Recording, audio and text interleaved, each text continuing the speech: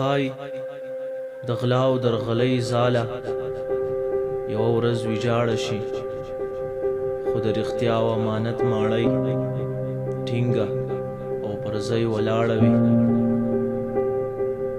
کله چې هوس پر عقل بریالی شي، انسان کندې ته غورځېږي.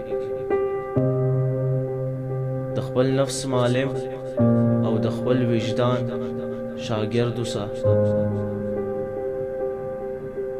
د ورځې روزي ولټوه او د شپې هغه څوک ولټوه چې روزي درکوي. ضعیف خلک انتقام، قوي خلک بخنه، هوښیار خلک له پامه غورځول.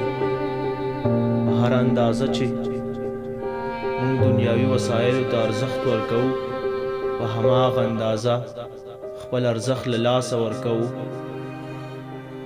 موږ ډیر فکر کوو خو ډیر کم احساس لرو. د بشریت بدمرغي په دې کې ده چې د روح او روان پر ځای پر تن او بدن ډیره پاملرنه کوي. د کلونو محبت د څو شیبو د نفرت له امله هیریږي. حتی تر ټولو زیاته توره شپه هم رڼا کیږي او لمر راخیږي.